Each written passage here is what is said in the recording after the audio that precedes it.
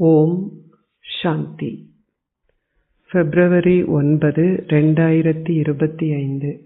அவ்யக்த பாப்தாதா, மதுபன். முரளி ஒரிஜினல் தேதி ஜனவரி 18, 2004. உலக அதிகாரியின் நேரடி குழந்தைகளாக இருக்கும் விழிப்புணர்வை பேணி உங்களின் சக்திகள் அனைத்தையும் ஒழுங்காக வைத்திருங்கள்.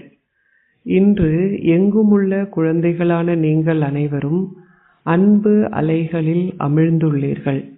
தந்தை பிரம்மாவின் விசேஷமான ஞாபகங்கள் அனைவரின் இதயங்களிலும் வெளிப்படுகின்றன.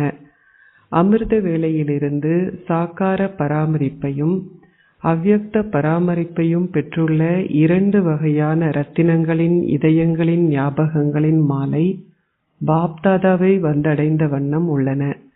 பாப்தாதாவை பற்றிய உங்களின் ஞாபகங்களின் சித்திரங்கள் அனைவருடைய இதயங்களிலும் தென்படுகின்றன.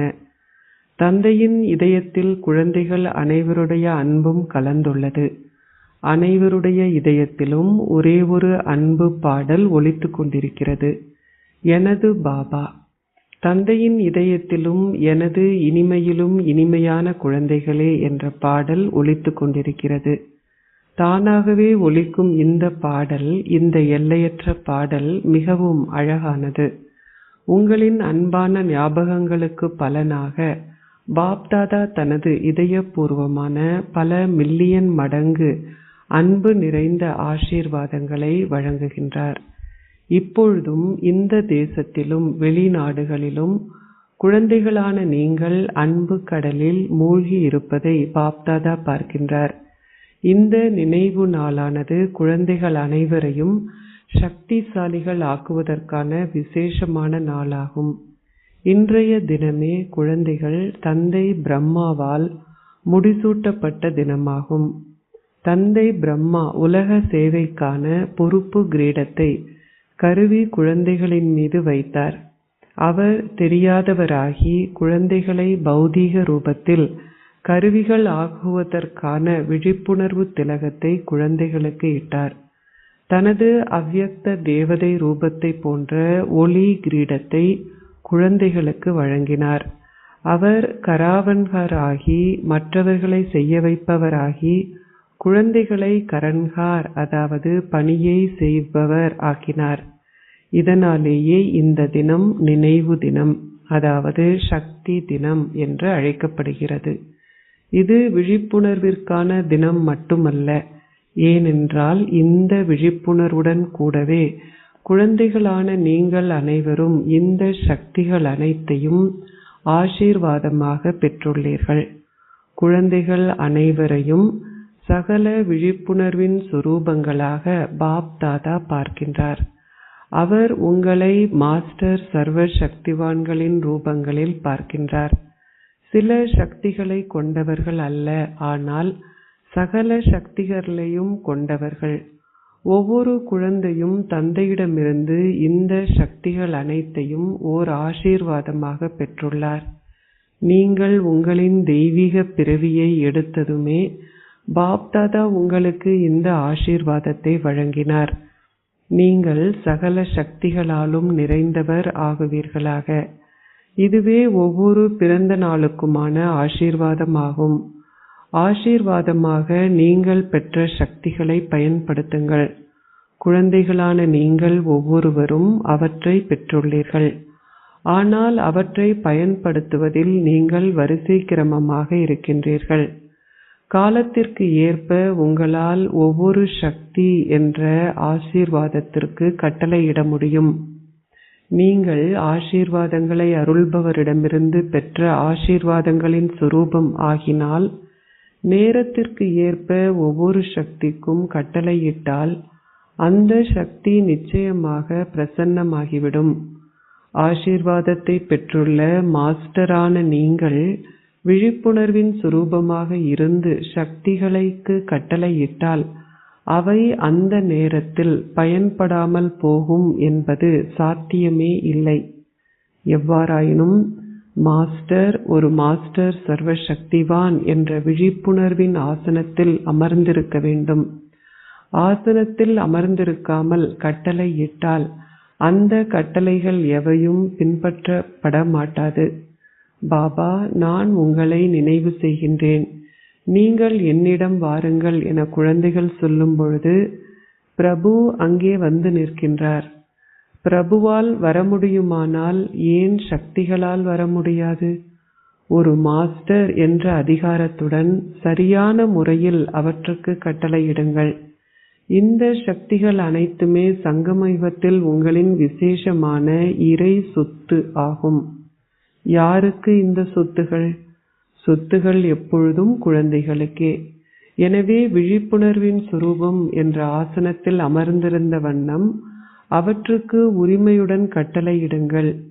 ஏன் நீங்கள் சிரமப்படுகின்றீர்கள்? அவற்றுக்கு கட்டளையிடுங்கள். நீங்கள் உலக அதிகாரியின் நேரடி குழந்தைகள். இந்த விழிப்புணர்வின் போதை சதா வெளிப்பட்டிருக்க வேண்டும். நீங்கள் ஒவ்வொருவரும் உங்களையே சோதித்து பாருங்கள். நான் உலக சர்வசக்திவானிடம் உரிமையுள்ள ஓர் ஆத்மா என்ற இயல்பான விழிப்புணர்வை சதா கொண்டிருக்கின்றேனா? இந்த விழிப்புணர்வு சதா உங்களிடம் உள்ளதா அல்லது சில நேரங்களில் மட்டும்தானா? தற்காலத்தில் சகல உரிமைகளும் வேண்டும் என்றே அவர்களின் சண்டைகள் நடக்கின்றன. ஆனால் நீங்கள் அனைவரும் பிறந்த பொழுதே உங்களின் இறை உரிமைகளையும் இறை அதிகாரத்தையும் பெற்றுள்ளீர்கள். எனவே உங்களின் உரிமைகளின் சக்தியை பேணுங்கள். நீங்களும் சக்திசாலிகளாகி மற்ற ஆத்மாக்களும் சக்திகளை பெற செய்யுங்கள். இந்த நேரத்தில் ஆத்மாக்கள் அனைவரும் சக்திக்காக சமர்த், அதாவது சக்திகளுக்காக சக்தியா பிச்சை எடுக்கின்றார்கள்.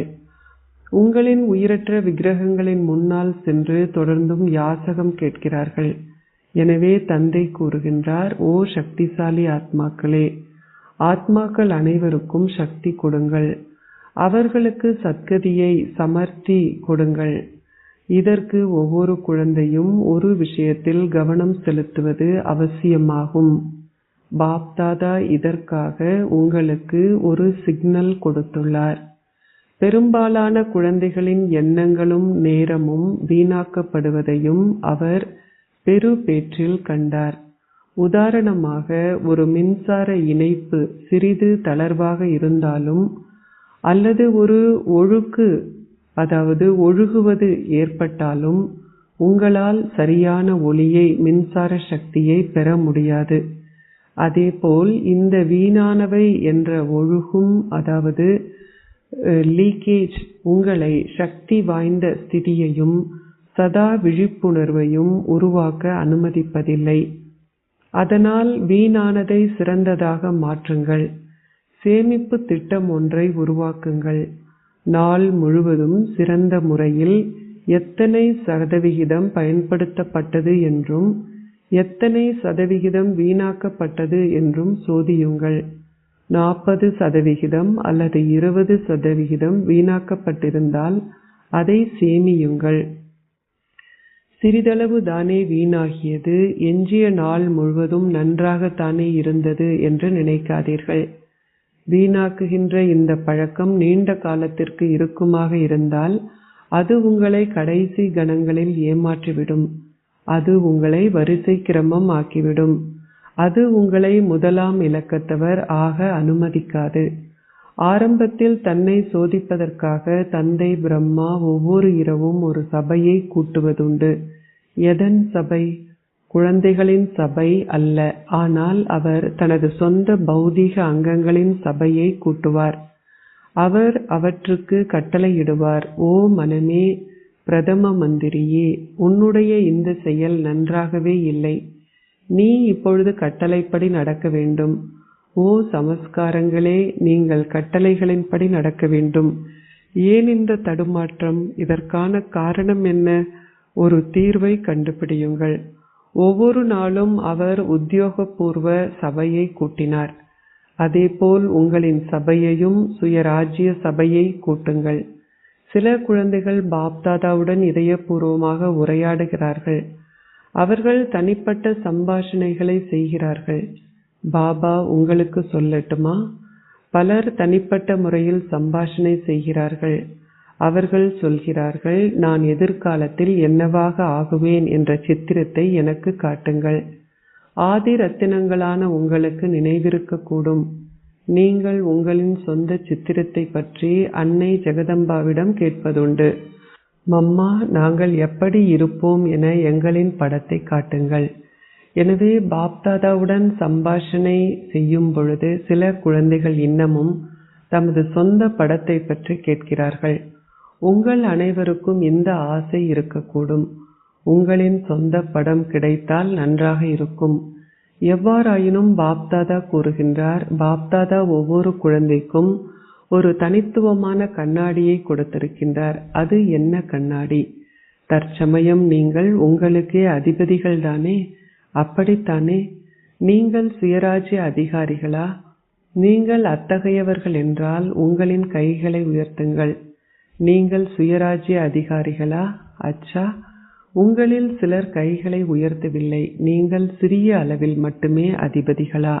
அச்சா, நீங்கள் சுயராஜ்ய அதிகாரிகள். அதற்காக பாராட்டுகள். எனவே சுய அதிபதியாக இருக்கும் ஒருவரின் அட்டவணையையே உங்களின் எதிர்கால அந்தஸ்தின் முகத்தை காட்டும் கண்ணாடி ஆகும். உங்களிடம் இந்த கண்ணாடி இருக்கிறதா? நீங்கள் அனைவரும் இதை பெற்றுள்ளீர்கள் தானே? இது தெளிவாக இருக்கிறதல்லவா? அதில் எந்தவிதமான கரைகளும் இல்லையல்லவா? அதில் கரைகள் எவையும் இல்லாதிருக்கலாம். ஆனால் சில நேரங்களில் சுடுநீர் இருக்கும் பொழுது கண்ணாடியில் நீராவி படலம் படிந்து விடுகிறது. உதாரணமாக, பனி மூட்டமாக இருக்கும் பொழுது கண்ணாடியில் தெளிவாக உங்களால் பார்க்க முடியாமல் போகிறது. குளிக்கும் போது இதை எல்லோரும் அனுபவம் செய்திருப்பீர்கள். எனவே இப்பொழுதும் உங்களின் பௌதீக அங்கங்களில் ஒன்று முற்றிலும் உங்களின் கட்டுப்பாட்டில் இல்லாதுவிட்டால் அவை உங்களின் கட்டுப்பாட்டில் உள்ளன. ஆனால் சில நேரங்களில் அவை அப்படி இருப்பதில்லை. உதாரணமாக, ஏதாவதொரு பௌதீக அங்கம் உங்களின் கண்கள், வாய், காதுகள் அல்லது உங்களின் பாதங்களிலேனும் சில நேரங்களில் தவறான சகவாசத்திற்குள் போகுமாக இருந்தால் அப்பொழுது உங்களின் பாதங்களும் உங்களின் கட்டுப்பாட்டின் கீழ் இல்லை என்றே அர்த்தம். நீங்கள் சென்று ஓர் ஒன்று கூடலில் அமர்ந்திருப்பீர்கள். நீங்கள் அங்கே அமர்ந்திருந்து ராமாயணம் அல்லது பாகவதத்தின் தவறான கதைகளை கேட்கக்கூடும். சரியானவை அல்ல.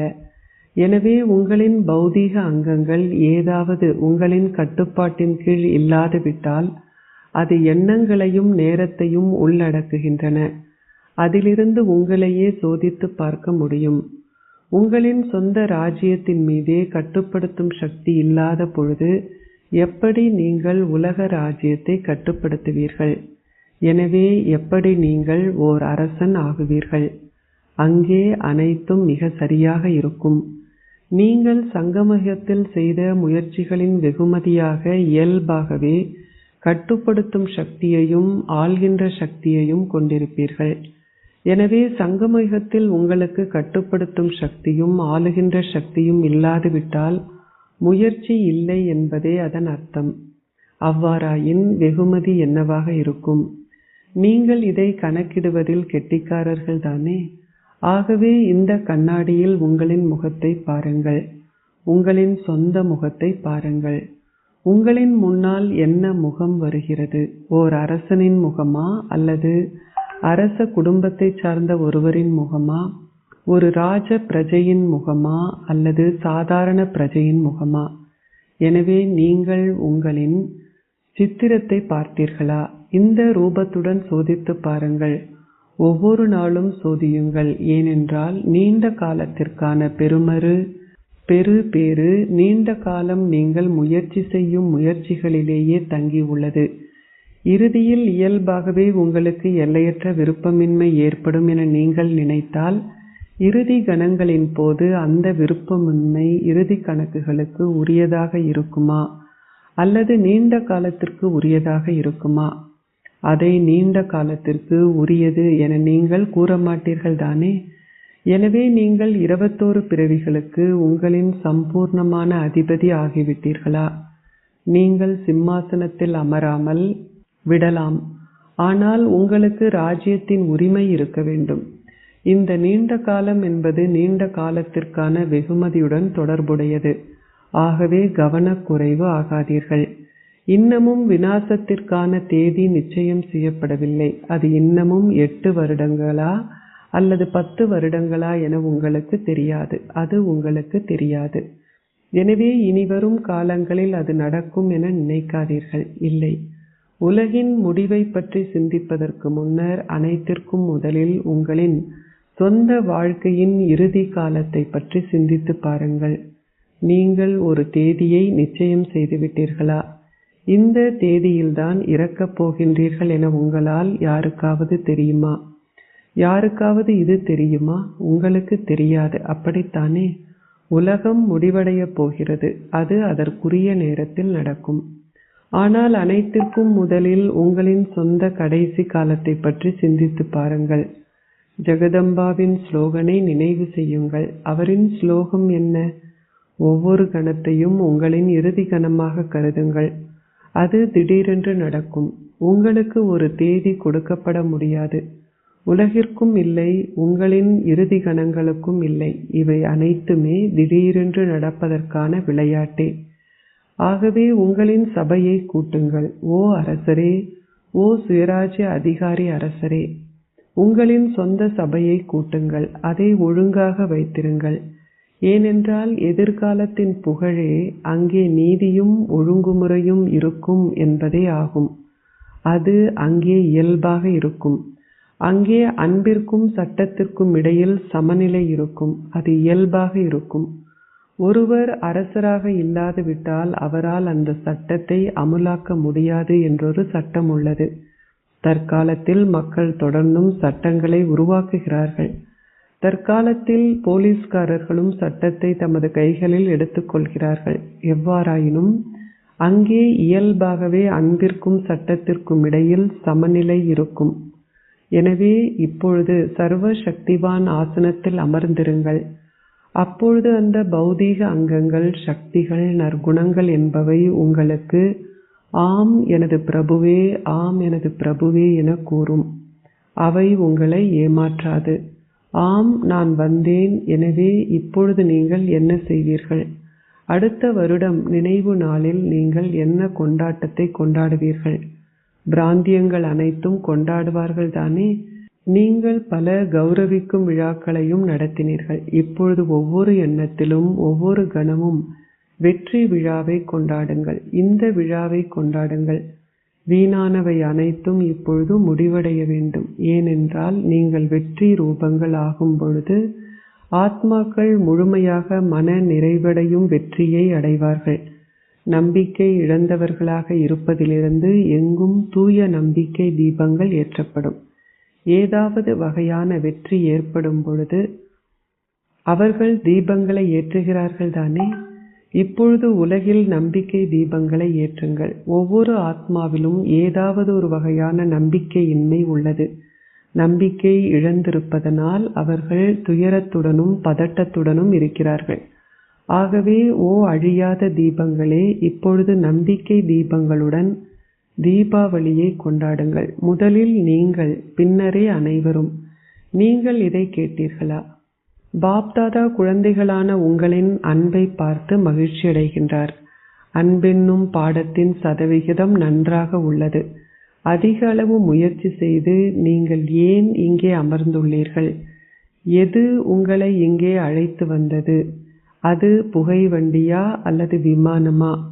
அன்பே உங்களை இங்கே அழைத்து வந்தது. நீங்கள் இங்கே அன்பென்னும் விமானத்தில் வந்துள்ளீர்கள். எனவே நீங்கள் அன்பென்னும் பாடத்தில் சித்தியடைந்துள்ளீர்கள். நீங்கள் இப்பொழுது மாஸ்டர் சர்வசக்திவான்கள். அதனால் அந்த பாடத்தில் நீங்கள் சித்தியடைந்துள்ளீர்கள். எனவே இந்த பஞ்சபூதங்களும் மாயையும் சமஸ்காரங்களும் உங்களின் சேவகர்கள் ஆகிவிடும். அவை தமது அதிபதியின் கட்டளைகளுக்காக ஒவ்வொரு கணமும் காத்திருக்கும். தந்தை பிரம்மாவும் ஓர் அதிபதியாக இத்தகைய உள்ளார்ந்த சூட்சும முயற்சியை செய்தார். அதனால் அவர் எப்படி சம்பூர்ணமாகினார் என்பதையே நீங்கள் உணரவில்லை. கூண்டு திறந்தது, பறவை பறந்து சென்றது. பௌதீக உலகினதும் பௌதீக ஷரீரத்தினதும் கர்ம கணக்குகள் என்ற கூண்டு திறந்தது. பறவை பறந்து சென்றது. தந்தை பிரம்மாவும் இப்பொழுது குழந்தைகளான உங்கள் அனைவரையும் தனது இதயத்தின் ஆழத்திலிருந்து அதிக அளவு அன்புடன் விரைவாக வாருங்கள், விரைவாக வாருங்கள், இப்பொழுதே வாருங்கள், இப்பொழுதே வாருங்கள் என்று கூறி அழைக்கின்றார். எனவே நீங்கள் இறக்கைகளை பெற்றுள்ளீர்கள் தானே? இப்பொழுது நீங்கள் அனைவரும் ஒரு வினாடியில் உங்களின் இதயங்களில் இருந்து அபியாசத்தை செய்ய வேண்டும். அதை இப்பொழுதே செய்யுங்கள். சகல எண்ணங்களையும் முடித்து விடுங்கள். இந்த அபியாசத்தை செய்யுங்கள். ஓ பாபா, இனிமையான பாபா, அன்பான பாபா, நாம் இப்பொழுதே உங்களைப் போல் அவ்யக்த ரூபங்களாக ஆகப் போகின்றோம். பாபா அபியாசத்தை செய்வித்தார். அச்சா, எங்குமுள்ள அன்பான சக்தி வாய்ந்த குழந்தைகள் அனைவருக்கும் சுயராஜ்ய அதிகாரம் கொண்டிருப்பதனால் உலகிற்கான உரிமையை கொண்டிருக்கும் குழந்தைகள் அனைவருக்கும் மாஸ்டர் சர்வ சக்திவான் என்ற ஆசனத்தில் அமர்ந்திருக்கும் தீவிர முயற்சியாளர்கள் குழந்தைகள் அனைவருக்கும் பஞ்சபூதங்களுக்கும் சமஸ்காரங்களுக்கும் சக்திகளுக்கும் நற்குணங்களுக்கும் கட்டளையிடும் அவற்றின் சதா அதிபதிகளான உலகராஜ்ய அதிகாரமுள்ள குழந்தைகளுக்கும் தந்தையைப் போல் சம்பூர்ணத்தையும் முழுமையையும் நெருக்கமாக கொண்டு வருபவர்களுக்கும் இந்த தேசத்திலும் வெளிநாடுகளிலும் ஒவ்வொரு மூலையிலும் உள்ள குழந்தைகள் அனைவருக்கும் சக்தி தினத்திற்காக பாப்தாதாவின் அன்பும் நினைவுகளும் நமஸ்தேயும். இப்பொழுது குறிப்பாக பாப்தாதா யாரை நினைவு செய்கின்றார்? குழந்தை ஜனக்கை. அவர் நிச்சயமாக ஒன்று கூடலில் பிரசன்னமாக இருப்பார் என்ற விசேஷமான செய்தியை அனுப்பியுள்ளார். எனவே நீங்கள் London, America, Australia, Africa, Asia அல்லது பாரதம் முழுவதிலும் இருந்தும் வந்திருந்தாலும் குழந்தைகளான உங்கள் அனைவருக்கும் தனிப்பட்ட முறையில் உங்களின் பெயருக்கும் சிறப்பு இயல்பிற்கும் அன்பும் நினைவுகளும் உரித்தாகட்டும். நீங்கள் அனைவருக்கும் தனிப்பட்ட அன்பையும் நினைவுகளையும் பெறுகின்றீர்கள் தானே? அச்சா, இன்று மதுபனத்தை சார்ந்தவர்களையும் பாபா நினைவு செய்தார். அவர்கள் முன்னால் அமர்ந்திருக்கிறார்கள். மதுபனில் உள்ள நீங்கள் அனைவரும் குறிப்பாக உங்களின் துறவரத்தின் பாக்கியத்தை சூட்சுமமான முறையில் பெறுகின்றீர்கள். ஏனென்றால் நீங்கள் பாண்டவ பவன், மதுபன் மற்றும் சாந்திவனில் வசிக்கின்றீர்கள். எவ்வாறாயினும் பாபாவை சந்திக்க வந்திருப்பவர்கள் ஒரு வாய்ப்பை பெறுகிறார்கள். ஆனால் மதுபனை சார்ந்தவர்கள் பார்வையாளர்களாக பார்த்து கொண்டிருக்கிறார்கள். எவ்வாறாயினும் பாபா எப்பொழுதும் மதுபனை சார்ந்தவர்களை தனது இதயத்தில் இருப்பவர்களாகவே நினைவு செய்கின்றார். மதுபனில் வீணானவற்றின் பெயரும் சுவடும் முடிவடைய வேண்டும். சேவை செய்வதிலும் உங்களின் ஸ்திதியிலும் மகத்தானவர்களாக இருங்கள். அனைத்திலும் மகத்தானவர்களாக இருங்கள். இது சரிதானே? பாபா மதுபனை சார்ந்தவர்களை மறக்கவில்லை. ஆனால் மதுபனை சார்ந்தவர்களுக்கு தியாகம் செய்வதற்கான வாய்ப்பு கொடுக்கப்பட்டுள்ளது. ஆசீர்வாதம். நீங்கள் மற்றவர்களுக்கு உங்களின் நெற்றியில் திருப்தியின் ஜொலிப்பின் காட்சியை வழங்கி காட்சிகளை அருளும் ரூபம் ஆகுவீர்களாக. திருப்தியின் ஜொலிப்பு சதா திருப்தியாக இருப்பவர்களின் நெற்றிகளில் எப்பொழுதும் ஜொலிக்கும். யாராவது சந்தோஷம் இல்லாத ஆத்மா அவர்களை பார்த்தாலும் அந்த ஆத்மாவும் சந்தோஷம் அடைவார். அவரின் சந்தோஷமற்ற நிலை முடிவடைந்துவிடும். திருப்தியின் சந்தோஷம் என்ற பொக்கிஷத்தை கொண்டவர்களை நோக்கி அனைவரும் இயல்பாகவே கவரப்படுவார்கள். அவர்களின் சந்தோஷமான முகங்கள் தங்களை அவ்வாறு ஆக்கிய ஒரே ஒருவரின் அறிமுகத்தை கொடுக்கும் உயிருள்ள பலகைகளாக விளங்கும். எனவே திருப்தியாக இருப்பதுடன் மற்றவர்களையும் திருப்திப்படுத்துகின்ற திருப்தி ரத்தினங்கள் ஆகுங்கள். அப்பொழுது பலரும் காட்சிகளை பெற முடியும். ஸ்லோகம். மற்றவர்களை புண்படுத்துபவர்களின் வேலை அவர்களை புண்படுத்துவதே. ஆனால் உங்களின் கடமை உங்களை பாதுகாத்துக் கொள்வதே. ஏகாந்தத்தின் மீது அன்பு வைத்து ஒற்றுமையையும் ஒருமுகப்படுத்தலையும் கிரகியுங்கள். ஒரு திறப்பு விழாவின் போது தேங்காய் உடைத்து ரிப்பன் வெட்டுவதைப் போல் அனைவருடனும் ஒரே வழிகாட்டல், ஒரே பலம், ஒரே நம்பிக்கையும் ஒற்றுமையும் என்ற ரிப்பனை வெட்டி திருப்தி மற்றும் சந்தோஷம் என்ற தேங்காயை உடையுங்கள். இதனால் நிலத்திற்கு நீர் ஊற்றுங்கள். அதன் பின்னர் உங்களுக்கு எவ்வளவு வெற்றி கிடைக்கிறது என பாருங்கள். ஓம் சாந்தி.